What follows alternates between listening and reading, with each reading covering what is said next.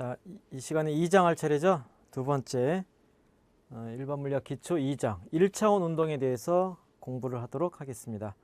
그 1차원 운동 말고 2차원, 3차원 운동도 있을 수 있는데 3차원 운동은 안 할 거고요. 2차원 운동에 대해서는 다음에 벡터를 배우고 나서 할 거예요. 그럼 1차원 운동은 사실은 요것들도 다 벡터로 기술이 돼요. 근데 1차원이기 때문에 직선에서만 왔다 갔다 할 수 있잖아요. 그러니까 오른쪽, 왼쪽. 그래서 방향을 부호 갖고 다 해결이 되거든요. 그래서 1차원 운동을 얘기할 때는 벡터라는 얘기를 안 쓰고 다 기술할 수가 있다. 그렇게 됩니다.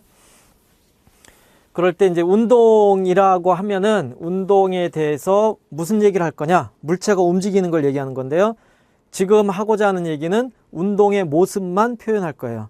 운동이 왜 그렇게 운동을 하느냐? 거기까지는 생각을 안 하고 어떻게 운동을 하느냐? 물체가 어떻게 움직이느냐 하는 건데 그런 어떻게 움직이느냐를 기술하는 물리량이 변이와 거리 이런 것들이 있고요. 그 다음에 빠르기가 속도와 속력, 그 다음에 가속도가 있죠. 이런 물리량들에 대한 얘기를 1차원 운동에 국한해서 공부를 하도록 하겠습니다. 자, 첫 번째 변이. 변이는 말 그대로 위치의 변화량이에요. 얼마나 위치가 변했느냐. 그러니까 움직인다, 변이가 생겨야 움직이는 거죠. 그래서 변이에 대한 얘기를 할 건데 일단 이러한 변이, 운동을 기술하려면 기준틀을 생각을 해야 돼요. 그럼 기준틀이라는 것은 뭐냐면 좌표가 있잖아요. 좌표축이 있는데 좌표계. 그러니까 수학적인 좌표계가 있는데 이 좌표계를 반드시 요점을 원점으로 놓고 이렇게 표시할 필요는 없죠. 이렇게 해도 되고 똑같은 좌표계를 이렇게 옮겨서 표시해도 되죠. 요점이 원점이어도 되고 이 점이 원점이어도 되죠. 그런데 심지어는 이렇게 돌려서 표시해도 돼요. 얘가 X, 얘가 Y 이런 식으로 원점에 대해서. 그래서 직각 좌표계를 사용한다 했을 때 그 직각 좌표계의 원점을 어떻게 설정할 거고 축을 어떻게 표시할 거냐 하는 것을 정하는 것이 기준틀이다. 그렇게 보면 돼요. 그래서 기준틀을 얘기를 하고요. 근데 이제 통상적인 기준틀은 X축이, 그러니까 일반적인 직각 좌표계처럼 그 수평 방향의 X축, 수직 방향의 Y축을 통상적으로 기준틀로 잡죠. 그죠? 그래서 이런 기준틀에 대해서 변이. 근데 지금은 1차원 운동이기 때문에 지금의 기준틀은 그냥 수평이에요. 이쪽 방향으로 원점에 대해서 왼쪽, 오른쪽. 그죠? 그런 기준틀에 대해서 변이가 뭐냐? 변이의 정의는 말 그대로 위치의 변화량인데 위치를 X라고 했을 때 처음 위치가 XI고 이니셜, 나중 위치가 XF다. 그렇게 했을 때 변화량은 나중 빼기 처음이에요. 나중 값에서 처음 값을 뺀 것이 델타라고 기술이 되는 거고요. 그죠? 그럴 때 X의 델타 값이니까 X의 차이가 되는 거예요. 그리고 X가 위치이기 때문에 변위다. 그렇게 이름을 붙이는 거죠. 그러면 위치는 어떻게 정하느냐? 위치는 기준틀에서 정해져요. 원점이 있고 요점이 처음 위치였다. 물체가 여기 있다가 나중에 이 위치로 갔다. 그럼 이 위치하고 요 위치를 원점에서의 거리로부터 좌표를 정하면 되죠. 그랬을 때 이 정해진 위치에 따라서 처음에서 나중으로 간 것, 이렇게 이동한 것, 이게 변이가 되는 거예요.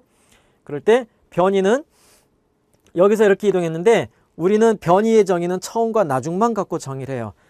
실제로 어떤 물체는 왼쪽으로 갔다가 이만큼 갔다가 이렇게 도착했다 라고 할 때도 처음 위치하고 나중 위치가 똑같으면은 변이는 같은 거예요.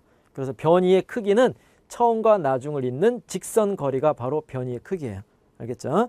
근데 이제 이렇게 하얀 경로를 따라서 움직였다 그러면 요거는 거리가 되죠. 이동 거리. 그죠? 이동 거리는 실제 경로의 크기를 얘기하는 거고요. 구분해야 돼요. 근데 이동 거리는 사실 더 구하기가 어렵죠. 경우에 따라 다 다를 수 있기 때문에. 그 다음에 변이는 방향을 갖고 있어요. 델타 X가 양수다. 그러면 나중이 더 큰 거죠. 그러면 이 좌표축에서 기준틀에서 X가 증가하는 방향, 일반적으로 오른쪽 방향이다 하는 거고요. 반대로 음수다. 그러면은 음의 방향, 왼쪽 방향이다. 그래서 방향이 있는 거예요. 방향이 있는데 그것을 지금은 부호를 가지고 얘기를 하자 하는 얘기가 됩니다.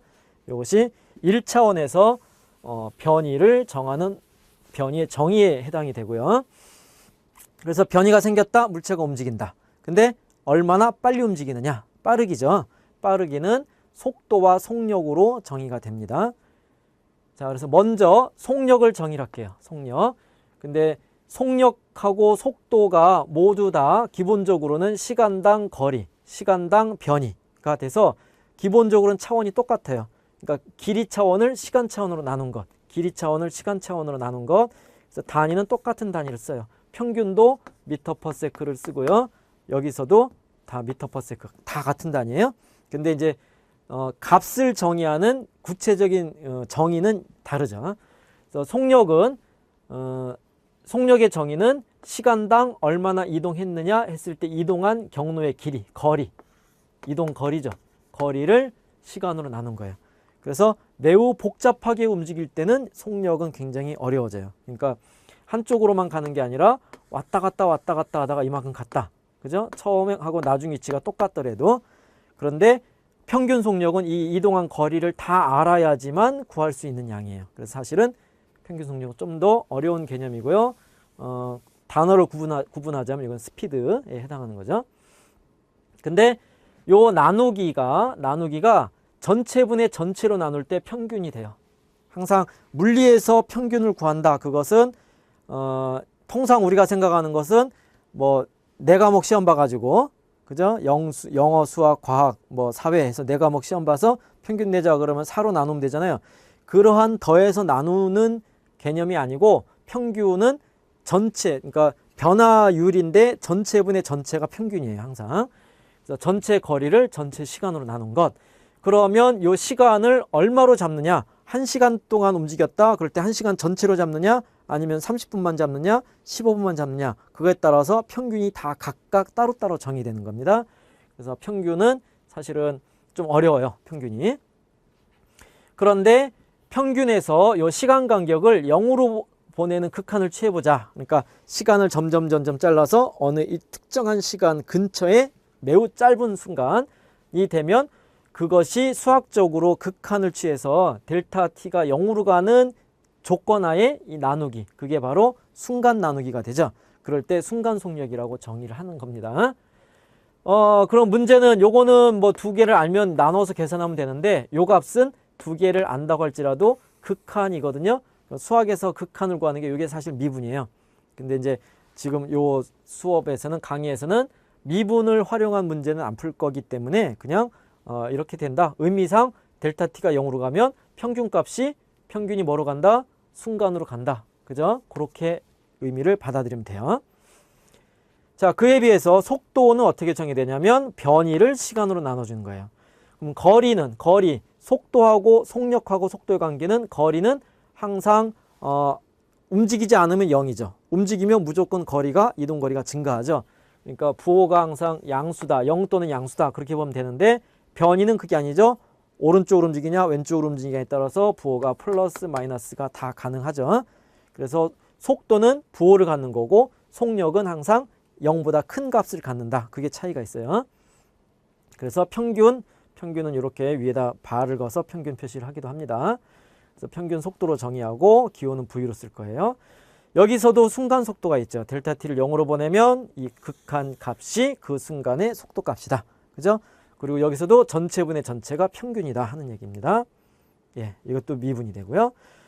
그런데 이제 그러면 요 값을 보면 속도는 부호가 있다 그랬는데 평균 속도가 됐건 순간 속도가 됐건 순간 속도가 조금 더 정보를 많이 갖고 있는데 순간 속도가 0보다 크다. 그 얘기는 여기에 델타 x가 양수이다. 그리고 어느 쪽으로 움직인다? 오른쪽으로 움직이는 거죠. 그죠? 짧은 순간에 얼마나 이동하느냐? 그건 모르지만 방향은 오른쪽이다. 그게 되는 거고요. 그 다음에 음수다? 왼쪽으로 움직인다. 그래서 속도의 부호가 바로 방향성을 표현한다. 그렇게 이해하면 되고요. 속력은 그게 아니죠. 속력은 왼쪽으로 가든 오른쪽으로 가든 속력은 똑같아요. 그죠? 그런데 그러면 속력하고 속도를 비교하면 둘 다 빠르기고 단위도 똑같은데 평균값은 거리와 변이만큼 달라요. 이 둘은 전혀 별개예요. 하지만 시간이 점점점 0으로 가는 극한을 취해주면은 이동 거리하고 변이의 크기가 같아져요. 그죠? 그래서 매우 짧은 순간, 이미 어떤 순간 값에는 속력은 바로 속도의 크기와 같아요. 그러니까 속력을 S라고 쓰면 속력 스피드 S는 속도의 절대값이 된다. 그렇게 이해하면 돼요. 그래서 이것 때문에 속력하고 속도를 막 섞었어요.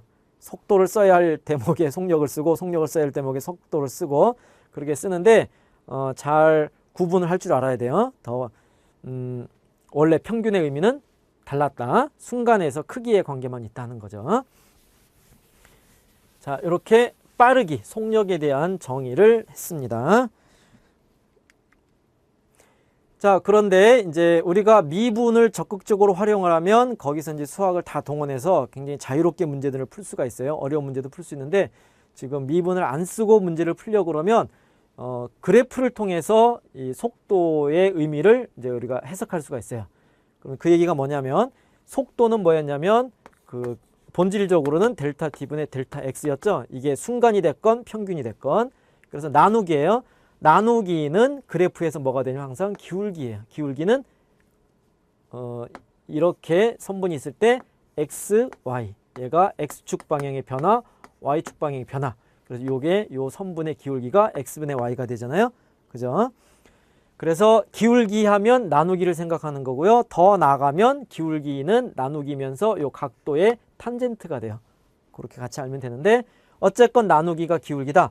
그러면 속도는 뭐 나누기다?